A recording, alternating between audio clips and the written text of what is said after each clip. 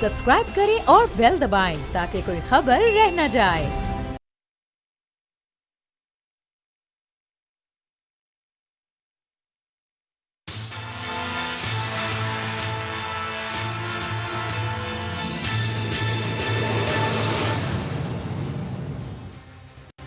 अस्सलाम वालेकुम। प्रोग्राम तज्ज़िया में मैं हूँ अलीना इलियास। मेरे साथ मौजूद हैं समी इब्राहिम साहब और राना ताहिर साहब। आज के इस प्रोग्राम में इमरान खान साहब की तकरीर के हवाले से कुछ बात करेंगे। इसके अलावा आफ्ताब मेमन की गिरफ्तारी हुई है और नवाज शरीफ साहब की तबीयत बिल्कुल ठीक नहीं है, इस पर भी गुफ्तगू करेंगे। और आज विमेन डे भी है, कुछ इस हवाले से भी बात करेंगे। जी समी साहब। बिस्मिल्लाहिर्रहमानिर्रहीम। अलीना, सारे जो सब्जेक्ट्स हैं बहुत अहम हैं, समझ नहीं आ रहा कि किस से हम शुरू करें। लेकिन जब अभी आप ये बात कर रही थी तो मेरे जहन में ये था कि चलें, वुमेंस डे है।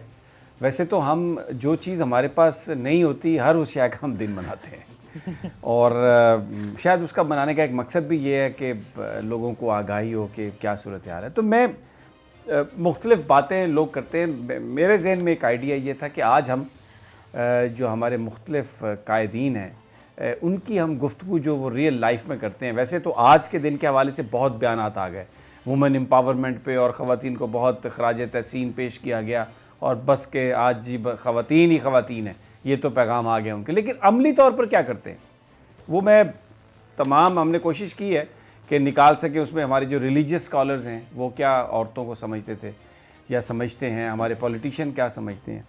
अभी आजकल क्योंकि नवाज शरीफ साहब हमदर्दियाँ पूरी वो समेट रहे हैं और अल्लाह उन्हें सेहत दे। बीमारी की वजह से लोग कोई बात भी करने से घबराते हैं, लेकिन वो क्या करें, याद माजी अजाब है, यार अब छीन ले मुझसे हाफजा मेरा। शुरू करते हैं कि ख़वातीन के बारे में क्या एक्चुअली क्या ये तमाम लोग ये इनके दिलों में इज़्ज़त क्या है। मोहतरमा बेनज़ीर भुट्टो साहबा के बारे में जनाब मियाँ नवाज शरीफ साहब एक तकरीर कर रहे हैं, ज़रा सुनिए कि वो अब ये जहन में रखिएगा आप भी कि मोहतरमा बेनज़ीर भुट्टो एक खातून थी और आज वुमेंस डे है। बयान बहुत लंबा आया है मुस्लिम लीग नून का भी, ज़रा सुनिए। ये तो न जाने कहां से आई है और इसको किसने ला के बैठा दिया है। आज भाई खामोश खामोश भाई खामोश। और मेरे भाई और आज पूरे पाकिस्तान की तबाही और बर्बादी कर रही है ये औरत। और मैं आपको बता देता हूं, सुन लो मेरी बात। असेंबली में जब हमने बात की तो मैंने कहा तुमने ये बात कही थी बेनज़ीर भुट्टो कि तुमने हिंदुस्तान की मदद की थी। अब देखें कि जिस अंदाज से गुफ्तगू की जा रही, फिर दूसरी तरफ आ जाते हैं पीपल्स पार्टी का, आपको दिखा देते हैं असम्बली में, सिंध असम्बली में पताफ़ी साहब ने जो इमदाद पताफ़ी शायद उनका नाम है अगर मैं भूल नहीं रहा तो, उन्होंने जो गुफ्तगू की ज़रा वो भी सुन लें। मैडम रस्सी जल गई, बल नहीं गया, एक ही बची। ये इस असेंबली की ड्रामा जिसको हर सूरत टीवी पे आना है। या मेरे चेंबर में आ जाए, वहां पढ़ के बता दूं।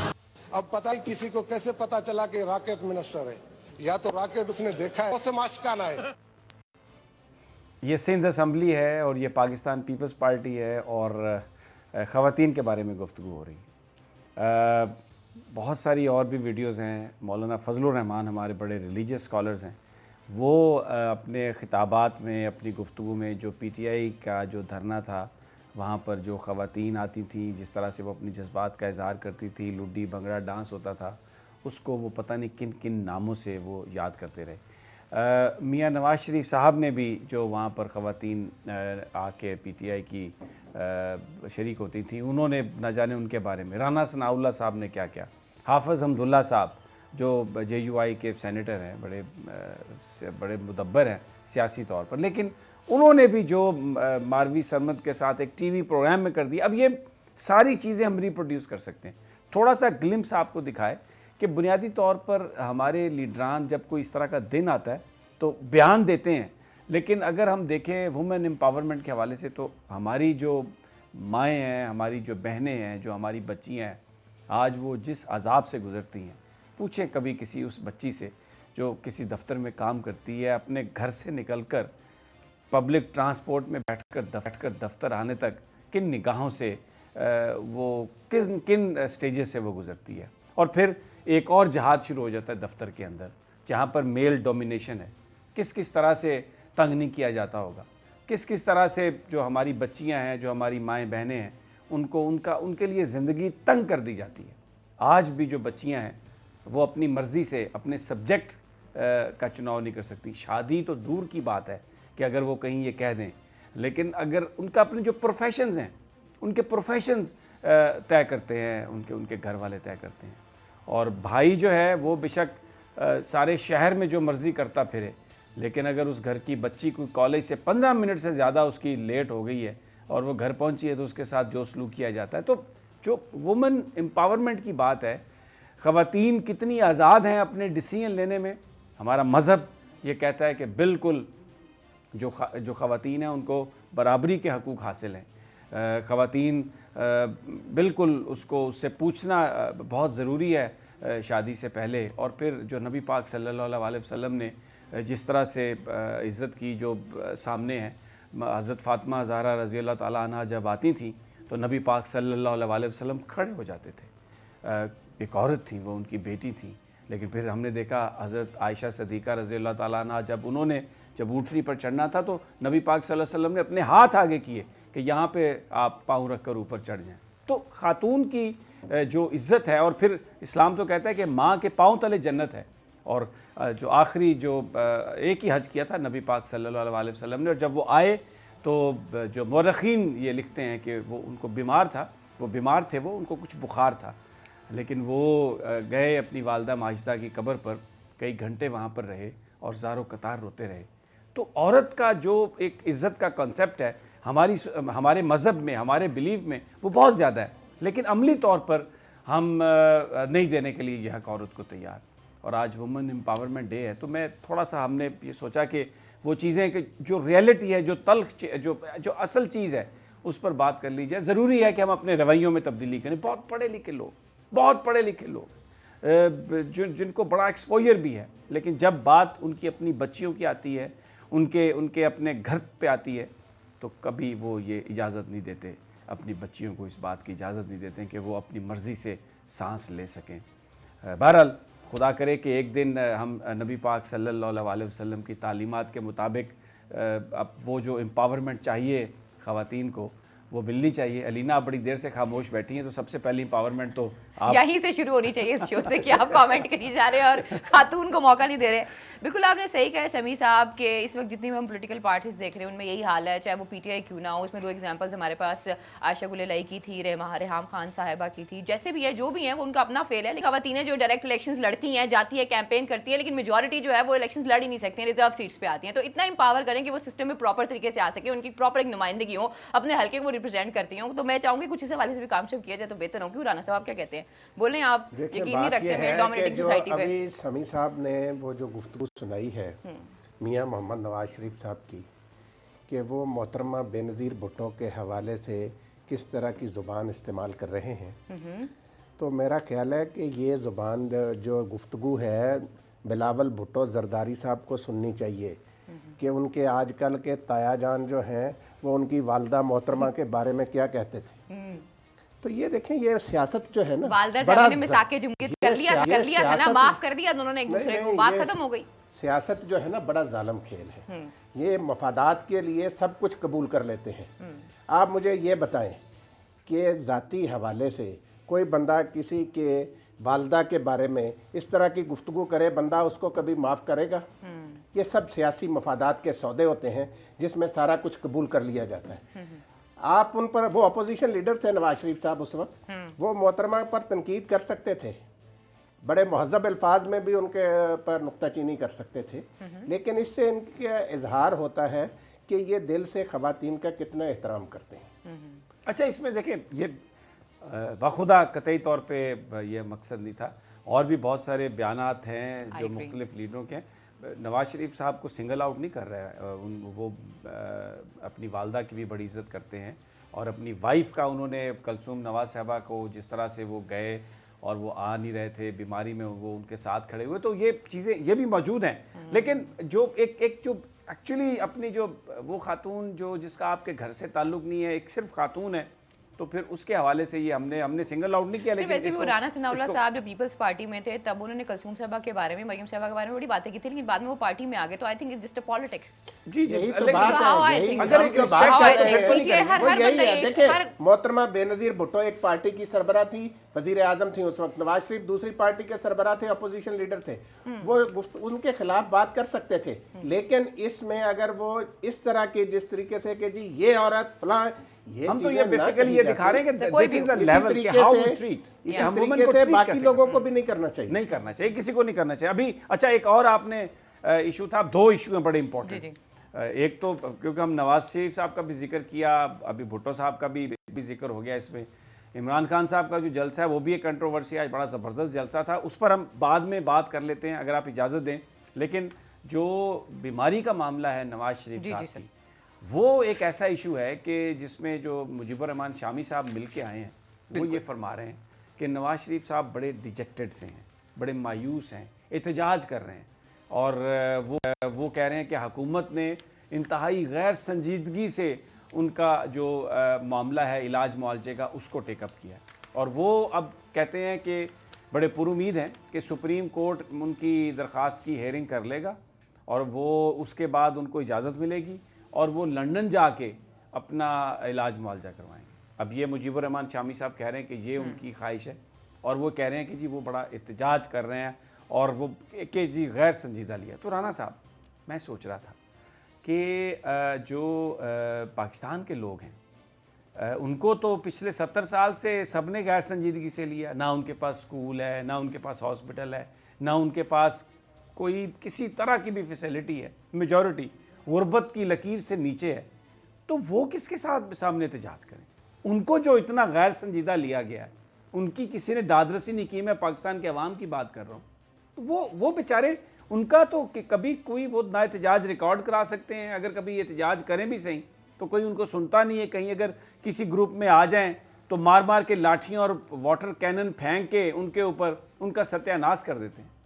लेकिन एक दूसरी बात जो मुजीबुर रहमान शामी साहब की गुफ्तगू से समझ में आई, वो ये थी कि मुझे लगता है कि मुझे history, it reminded me of history, कि जब जुल्फ़िकार अली भुट्टो जेल में थे तो पीपल्स पार्टी के कायदीन जाके उनसे कहते थे वो जिक्र न करें, ये बाहर एक लोगों का समंदर है, वो तो जनाब बिल्कुल इस पूरे मुल्क को आग लगा देगा अगर आपको कुछ हुआ।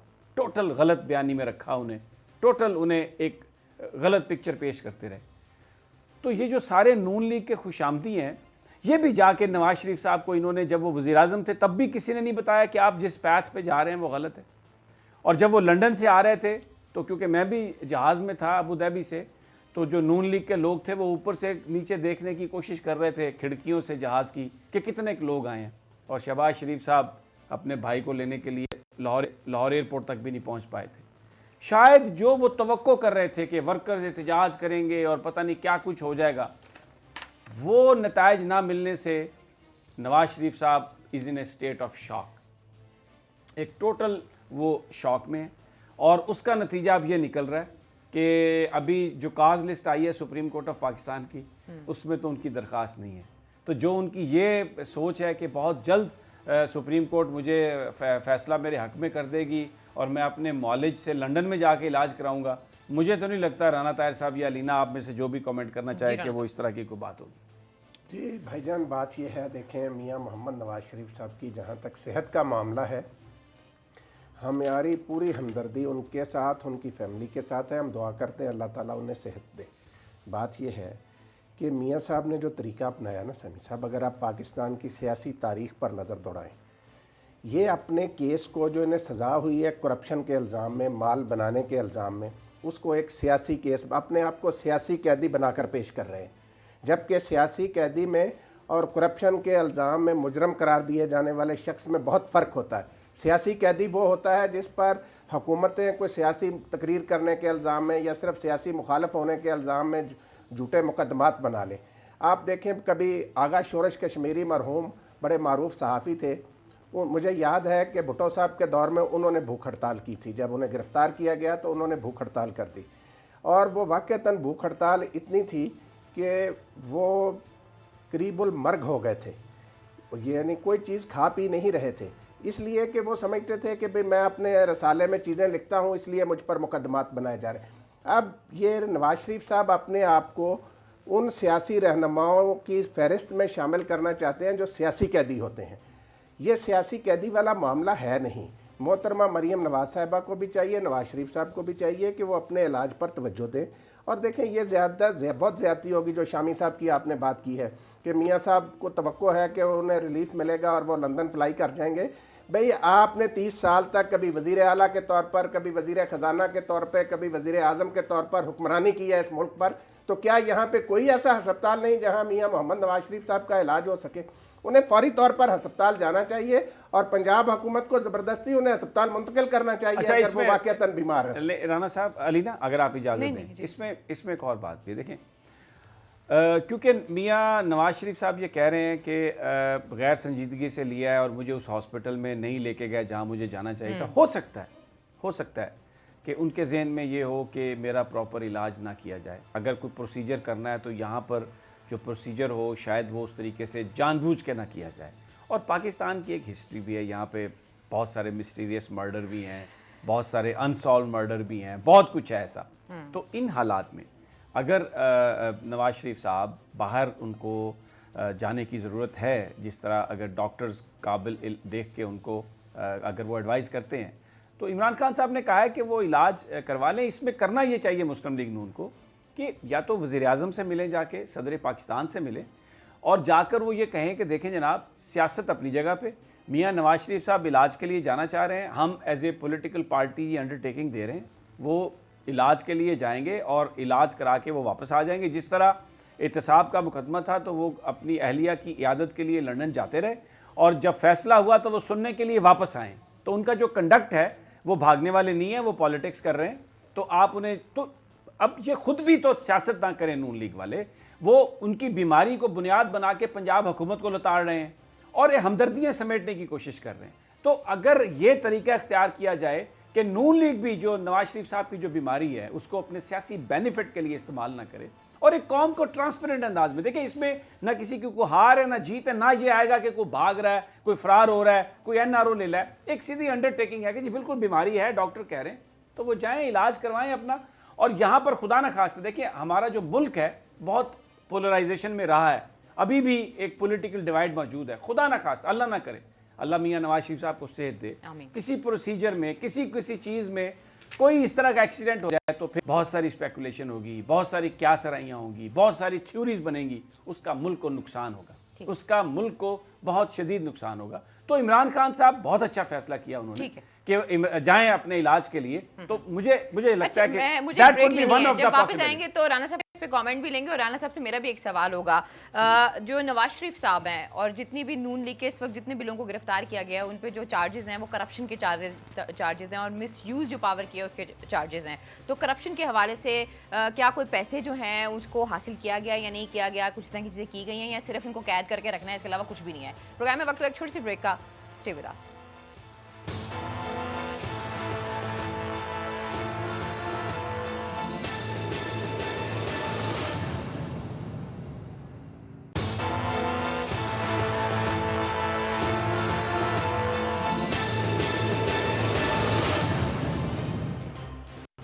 वेलकम बैक नाज़रीन, तो फिर आपको खुशामदीद कहते हैं। जी राना साहब, ब्रेक पे जाने से पहले मेरा आपसे एक सवाल था। एहतसाब का अमल तो जारी है लेकिन पैसे कितने निकलवाएं ये भी बता दें आप ज़रा।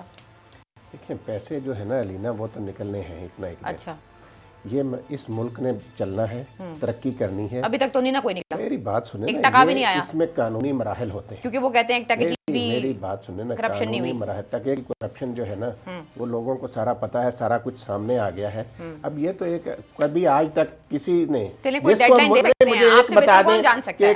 मुजरम ने डेडलाइन दे सकते हैं, इसी टेन्योर में पैसे आ जाएंगे वापस। इमरान खान निकालेगा इनसे पैसे इसी साल में, इसी साल नहीं निकालेगा, अगले साल तक निकालेगा, छोड़ेगा नहीं इमरान खान इनको, मैं आपको बताऊं। हाँ, छोड़ तो नहीं रहे, मैं भी यही कह रही हूं। ये बिल्कुल आप देखें, ये आसिफ जरदारी साहब और नवाज शरीफ साहब इन्होंने जिस तरह इस मुल्क को लूटा है ना, इमरान खान इनके साथ कोई डील नहीं करेंगे। ये बात वाजे हो गई। इन्होंने बड़ी कोशिशें करके देख ली, अगर डील करनी होती ना तो अब तक मियाँ साहब लंदन में होते। तो मैं तो ये कहता हूँ अब पंजाब के वजीर आला बड़े शरीफ आदमी हैं, उस्मान, वो कह रही है जेल में एक रेस्क्यू का यूनिट बना दें ताकि अब्बा जी को जो भी फैसिलिटीज हैं कम से कम खर्चा कौम तो ही पाना कि भाई अलग यूनिट बनाने पे पैसे लगेंगे, आप अस्पताल चले, इनको इत्तेफाक अस्पताल मियाँ साहब को होनी है वहाँ पे चीजें, सैंपल होनी नहीं, है उस्मान बुजदार साहब को चाहिए कि वो हिदायत दें कि इन्हें मियाँ साहब को इत्तेफाक अस्पताल ले जाएं।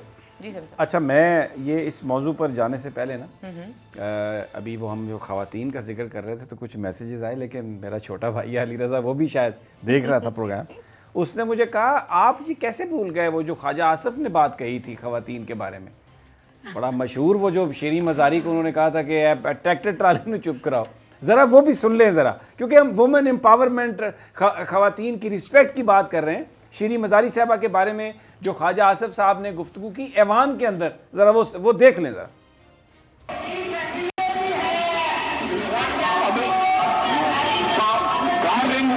से संभाला नहीं चाहता, लोगों को बातें करते हैं।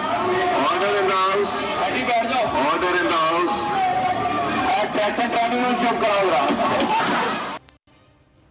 अच्छा, ये लेकिन अगर प्रोड्यूसर साहब कुछ एफर्ट कर सकें तो प्रोग्राम के बिल्कुल ये इस गुफ्तगू के आखिर में एक मुस्कुराहट है जनाब स्पीकर अयाज सादक, यानी ख्वाजा साहब ने कहा इंतहाई नाजेबा गुफ्तगू के ट्रैक्टर ट्राली।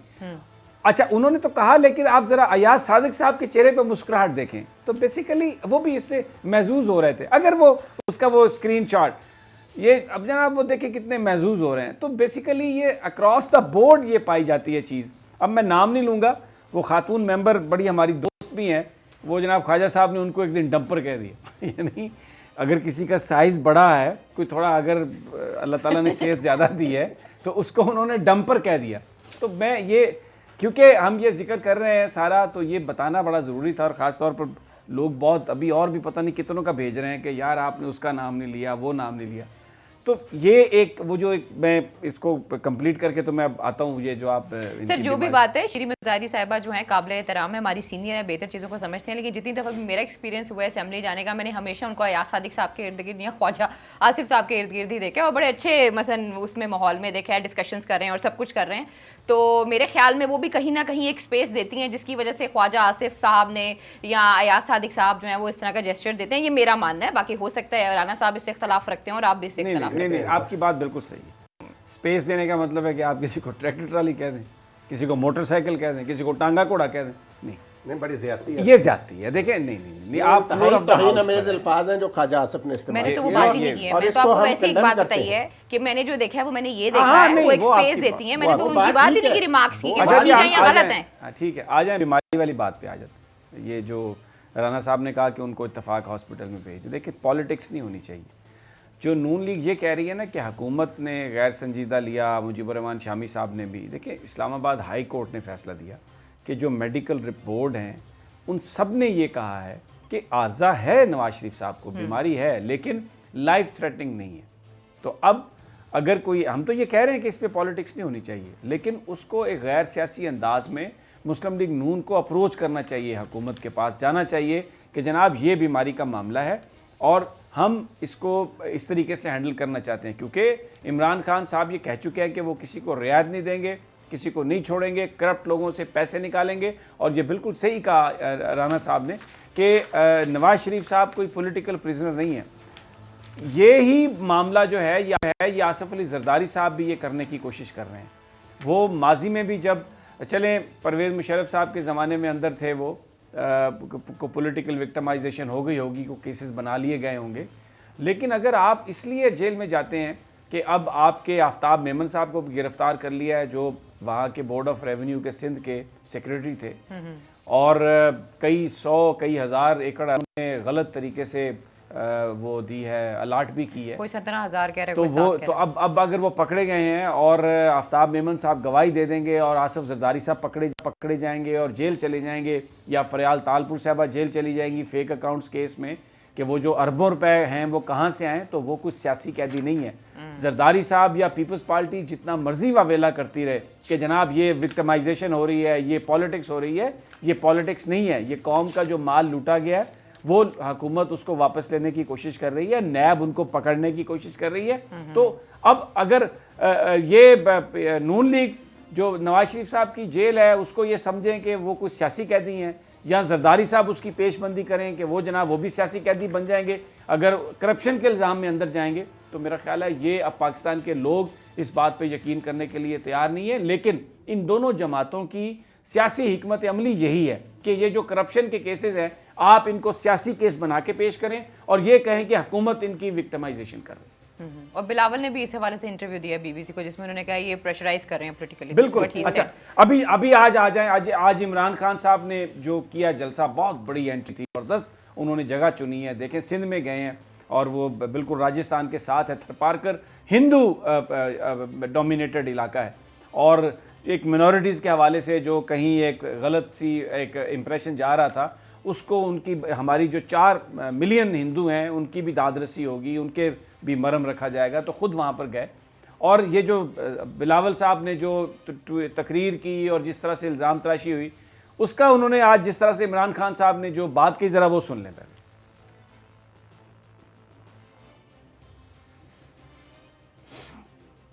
भुट्टो ने एक और बात की, उन्होंने बार बार तंज करते हैं इमरान खान यू टर्न करता है। बिलावल भुट्टो अगर तुम जद्दोजहद करते तो तुम्हें पता चलता कि लीडर जद्दोजहद में यू टर्न करता है अपने मकसद पे पहुंचने के लिए। ये लीडरशिप का खास कमाल है। और अगर यू टर्न का मतलब समझते तो आप और आपके वालिद साहब इस मुश्किल वक्त से ना गुजरते।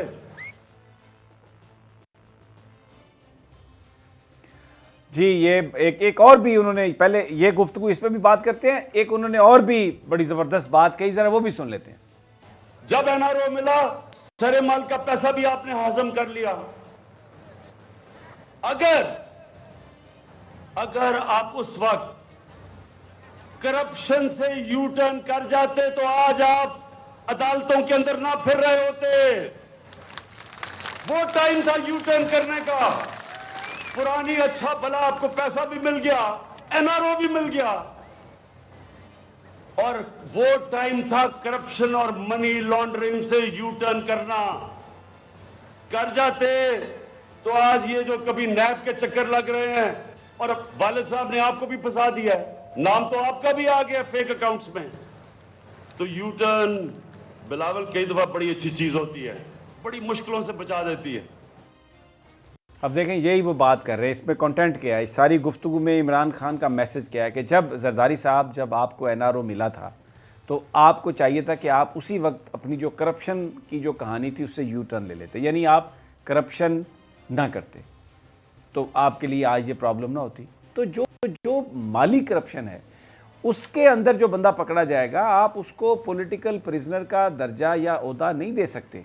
और यही प्रॉब्लम इस वक्त आ रही है नवाज शरीफ साहब के साथ कि वो अपने आप को, उनके कायदीन और वो अपने आप को प्रोजेक्ट कर रहे हैं कि जी हम कोई सियासी कैदी हैं, लेकिन दर हकीकत तो वो एक दुनिया में एक स्कैंडल हुआ, उनके फ्लैट्स उन्होंने माने, जब सरकार ने पूछा कि भाई ये पैसे कहाँ से आए उसका वो जवाब नहीं दे सके, और उसके बीच में वो एक अकामा निकल आया जिसके मुताबिक ये साबित हुआ कि एक अकाउंट में उनका एक अकाउंट है जिसको ऑपरेट किया जा रहा है उनके नाम से और वो उस कंपनी के मुलाजिम है और करोड़ों रुपए उससे बाहर भेजे गए हैं। तो ये एक ऐसी चीज़ है जिसका उनके पास जवाब नहीं था, अदालत ने उन्हें सज़ा दे दी। अब यही आसिफ जरदारी साहब के हवाले से होगा। एक और बात कही आज इमरान खान ने अपने जलसे में, अलीना, उन्होंने जो बिलावल भुट्टो ने जो अंग्रेज़ी में तकरीर की उसका उन्होंने जिक्र किया। अब देखें ये कंटेंट की बात थी, बहुत सारे लोग इतराज़ कर रहे हैं कि जी बिलावल को तो उर्दू आती नहीं तो ये इमरान खान साहब ने क्यों कहा कि अंग्रेज़ी में तकरीर हुई है। कुरैशी ने भी तो अंग्रेज़ी में जवाब दिया था। अच्छा, अब बात ये नहीं थी, वो जो बात थी वो सारी की सारी कंटेंट की बात थी। अंग्रेज़ी में इसलिए तकरीर की बिलावल भुट्टो ने कि वो जो इस वक्त मगरिब चाहता है, जो अमरीकी चाहते हैं, जो भारत चाहता है, उसकी वो गुफ्तगू करना चाह रहे थे। उन्होंने खुलकर ये बात कही कि यहाँ पर कालेदम तंजीमें फिर रही थीं, उनके खिलाफ कोई एक्शन नहीं किया गया, और वो प्रोस्क्राइब जो ऑर्गेनाइजेशंस थीं उन्होंने, यानी वो जो एक बयानिया डॉन लीक्स का था, जो एक मेमो गेट का जो था, वो सारे का सारा बयानिया उन्होंने इंग्लिश में वो बयान किया। और बेसिकली वो कह रहे थे जो मगरिब इस वक्त पाकिस्तान पर दबाव डलवाने के लिए करना चाह रहा है। अच्छा, अब आज जब इमरान खान ने ये अपना जलसा किया जिसमें उन्होंने ये अंग्रेज़ी की बात कही, तो बिलावल भुट्टो ने एक ट्वीट किया जिसमें उन्होंने कहा कि आप मेरी अंग्रेज़ी की तकरीर का हवाला ना देते और आप ये साबित करते कि आप में हिम्मत है कि आप तंजीमों के खिलाफ कार्रवाई कर सकते हैं। यानी फिर वही बयानियां डॉन लीक्स वाला, वही बयानियां जो कालाधन तंजीमों के हवाले से मेमो गेट में था, पाकिस्तान की एजेंसियों पर जो तनकीद थी। मैं यहाँ पर एक छोटी सी मिसाल आपको देता हूँ। देखें, इसमें कोई शक नहीं कि कालाधन तंजीमें पाकिस्तान के हक में नहीं है, पाकिस्तान की हुकूमत उसके खिलाफ कार्रवाई कर रही है। पहले हो सकता है कार्रवाई इतनी शिद्दत से ना की जा रही हो, लेकिन पिछले कुछ माह से की जा रही थी, इसलिए कि फाइनेंसेस चाहिए थी, अब वो मिल रही थी। लेकिन मैं आपको एक मिसाल देता हूँ कि रिस्पॉन्सिबिलिटी क्या चीज़ होती है। अमेरिका ने इराक पर हमला किया और उसके बाद जिस वक्त हमला किया कि वहाँ पर इराक के पास WMDs हैं, वेपन्स ऑफ मास डिस्ट्रक्शन, पूरे मीडिया ने उसको उठाया, अमेरिकी मीडिया ने। बाद में कोलिन पावेल ने, अमेरिकियों ने यह तस्लीम किया कि वो कहानी हमने घड़ी थी हमला करने के लिए। लेकिन मुझे बताएं, उनके मीडिया ने, उनके पॉलिटिशियंस ने कभी ये बात बार बार कही कि आप इसको असेंबली में लेके जाएं? कभी ये बात बार बार कही, इसको याद दिलाया? नहीं, कभी याद नहीं दिलाया। उन्होंने, उनकी बहुत पॉलिसी गलत हैं। जब हुकूमत एक कोशिश कर रही होती है तो आप बुनियादी तौर पर उसको सपोर्ट करते हैं। ये बात सही है, जो कमी थी वो हुकूमत पाकिस्तान उसको ऑलरेडी पूरा करने की कोशिश कर रही है। लेकिन आज ये कहना बिलावल भुट्टो का, इसलिए कि क्योंकि न्यूयॉर्क टाइम्स ने ये एडिटोरियल लिख दिया है जिसमें उन्होंने ये कहा कि हुकूमत ने बार बार कहा है जी कि हम एक्शन लेंगे, 44 लोगों को गिरफ्तार भी किया है, लेकिन माजी में भी ये बातें होती रही हैं। इस वक्त तो पूरी कौम को, पूरी लीडरशिप को, इस हुकूमत के साथ मिलकर पूरी दुनिया को ये बताना है कि हम इस मसले के हल के लिए बहुत संजीदा हैं, और अगर कभी कोई कोताही थी माजी में तो हम उसका हल करने के लिए तलाश हैं। और बाय द वे, जो पुलवामा अटैक है उसको जैश ए मोहम्मद से जोड़ने के कि वो पाकिस्तान की सरजमीन से हुआ, इंडिया के पास कोई सबूत नहीं है। लेकिन हमारे सियासतदान अपनी पॉलिटिकल डोमेस्टिक कंजम्पशन के लिए, अपनी हालत को बेहतर बनाने के लिए इस हुकूमत पर दबाव इसलिए डाल रहे हैं कि NRO मिले, ये उन्हीं की बोली बोल रहे हैं। तो ये कंटेंट की बात है। जो आज बिलावल भुट्टो ने ट्वीट किया, बड़ा आई एम शॉक्ड कि वो जो एडिटोरियल है न्यूयॉर्क टाइम्स का, उसी पे उन्होंने ट्वीट कर दिया कि आप में हिम्मत हो तो आप ये करते, गोया अभी वो नहीं कर रहे हैं। तो ये पाकिस्तान दुश्मनी सिर्फ इसलिए कि आपको NRO नहीं मिल रहा, अब माल का पूछा जा रहा है, तो मेरा ख्याल है ये एक इंतहाई अफसोसनाक है राना साहब। मैं तो इस बात से आई वाज शॉक्ड। नहीं समीर साहब, आपने बिल्कुल दुरुस्त कहा जो आपने ये सारा तजिया किया बिलावल भुट्टो की गुफ्तगू का। आपने 100% दुरुस्त बात कही कि ये सारा कुछ ये कर ही इसलिए रहे हैं कि किसी तरह इनके वालिद गिरामी और फूफो जान की जान छूट जाए। ये इसीलिए पाकिस्तान के ख़िलाफ़ ये गुफ्तगू पाकिस्तान के ख़िलाफ़ है, ये मुमलिकत के ख़िलाफ़ है इस तरह की गुफ्तगू करना। और ये आपने देखा होगा कि नून लीग के कुछ लीडर भी, परवेज़ रशीद साहब, वक्तन फ़वक्तन इस तरह की फुलझड़ियाँ छोड़ते रहते हैं। सबका मकसद एक है कि भाई हमारी क़यादत जो है, इस पे जो करप्शन के इल्ज़ामात हैं, खुदा रहा इनका कुछ कर दें, इनको छोड़ दें। वो इमरान खान ने सही तो कहा जो आपने अभी सुनाया कि भाई जब NRO मिला था उस वक्त ही तौबा तायब कर लेते कि आइंदा करप्शन नहीं करूँगा, तो आज आप इस तरह ये धक्के ना खा रहे होते अदालतों में, और कभी नैब में पेशियाँ हो रही हैं। और ये जो आपने आफ्ताब मेमन की गिरफ्तारी का बताया है समी साहब, ये वो जाली अकाउंट्स के हवाले से नैब की पहली गिरफ्तारी है आज। और अब ये केस नैब अपने कंट्रोल में ले रही है सुप्रीम कोर्ट की हिदायत के मुताबिक। और अब आगे क्या होगा उसकी पेशबंदी के लिए ये इस तरह की तकरीरें कर रहे हैं बिलावल साहब और ट्वीट कर रहे हैं। राना साहब, जस्टिस गुलजार साहब के 2 दिन पहले के रिमार्क्स आ जाते हैं जिसमें वो कह रहे थे कि नैब जो है वो केक और चाय देती है और उसके बाद वो देखती नहीं है चीज़ों को, और इसके अलावा सही तरीके से वो काम नहीं कर रही है, बस वो वाला काम ना हो और जो सबूत है, इन्वेस्टिगेशन जो है, प्रोसिक्यूशन जो है वो ठीक तरीके से चले। हम ये उम्मीद करते हैं। नैब देखें, ये जस्टिस गुलजार के रिमार्क्स थे और भी रिमार्क्स थे। उन्होंने कहा हाथ जलते हैं इनका बड़े लोगों को पकड़ते हुए। ये मतलब था ना, पकड़ो। हाँ, तो नहीं पकड़ रहे ना, ये भी बोला, और भी चोरों को पकड़ा जाए, वो भी बोल देती हूँ जी। नहीं, ये बात बिल्कुल सही है कि अदालत उज़्मा जो है इस वक्त जो सुप्रीम कोर्ट ऑफ पाकिस्तान है, कल भी मैंने जिक्र किया था कि वो जो अवामी जो मफाद के जो मुकदमात हैं, जो उनको जिस अंदाज में सुप्रीम कोर्ट ऑफ पाकिस्तान ने टेकअप किया, और वो जो सरजनिश कर रही हैं नैब की, वो बिल्कुल सही सरजनिश हो रही है। प्रॉब्लम ये है, अब उसको चेयरमैन नैब ने ठीक करना शुरू किया। प्रॉब्लम ये है कि बहुत सारे जो पुरानी प्रोसिक्यूशन की टीम, बहुत सारे पुराने इन्वेस्टिगेटिंग ऑफिसर्स वो मौजूद हैं जो माजी की हुकूमतों ने भरे, उसमें भर्ती किए। अब नए लोगों को भर्ती करने के लिए आपको फंड्स की ज़रूरत होती है। तो जो अभी तक हुकूमत की तरफ से जो फंड्स का जो मामला है वो अभी तक उस तरह सॉर्ट आउट नहीं हुआ जिस तरह सॉर्ट आउट होना चाहिए था। कुछ अपॉइंटमेंट्स की हैं, चेयरमैन नैब भरपूर अंदाज में ये सब कुछ करने की कोशिश कर रहे हैं। और गवर्नमेंट के भी देखिए बड़ा एक प्रोपेगेंडा भी हुआ और गवर्नमेंट ने एक चीज़ को बेहतर करने के लिए अपोजिशन के साथ वो बैठी भी गवर्नमेंट, लेकिन अपोजिशन ने इस अपॉर्चुनिटी को ये समझा इस्तेमाल इस तरह से करने की कोशिश की कि नैब के दांत जो है ना वो जैसे कहते हैं ना कि नाखून कुतर दिए जाएं शेर के तो उसकी ताकत ख़त्म हो जाती है। तो मुझे मेरे सोर्सेज ये बता रहे हैं कि वज़ीर आज़म पाकिस्तान इमरान खान ने अपने एडवाइज़र्स को ये बात बिल्कुल क्लैरिटी के साथ बता दी कि बिल्कुल जो इम्प्रूव करने के लिए कानून साजी है वो तो हम करेंगे, लेकिन अगर इससे कोई किसी मुल्ज़िम को, किसी ऐसे शख्स को फ़ायदा पहुँचाना मकसूद है कि जो इंक्वायरियाँ भुगत रहा है कि ये कह दिया जाए कि उसकी इन्वेस्टिगेशन ठीक ना हो, उसकी ज़मानत दिन कम कर दिए जाएँ उसके, ये बिल्कुल ऐसा नहीं होगा। और कोई भी ऐसी कानून साजी को मैं ओके नहीं करूँगा जिसमें पाकिस्तान का लूटा हुआ पैसा जो है वो उसकी वसूली में कोई थोड़ी सी भी रुकावट हो। वाज़े कर दिया बिल्कुल वज़ीर आज़म पाकिस्तान ने, किसी तरह की भी कोई मैं आपको बता रहा हूँ, उन्होंने अपने करीबी साथियों से पता क्या कहा वज़ीर आज़म ने जी। वज़ीर आज़म ने कहा कि मुझे इस बात की कोई परवाह नहीं है कि कौन राज़ी है कौन नाराज़ है, अगर ये हुकूमत भी मुझे कुर्बान करना पड़ी पाकिस्तान की लूटी हुई दौलत वापस लाने के लिए और इन मुजरिमों को सजा पहुंचाने के लिए, तो मैं इस हुकूमत को चलें सर, हम उम्मीद करते हैं कि जो रकम चाहिए नैब को वो रकम नैब को दी जाए। कहीं ये ना हो ये जो मुल्जिम हैं या जिन पे इल्ज़ामात हैं उन्हें छोड़ दिया जाए और बाद में हम कहें जी नैब की कारकर्दगी जो थी वो ठीक नहीं थी। आज के प्रोग्राम से मुझे समी साहब को और राना ताहिर साहब को इजाज़त दीजिए। अपना बहुत ख्याल रखिए, अल्लाह ने की मान।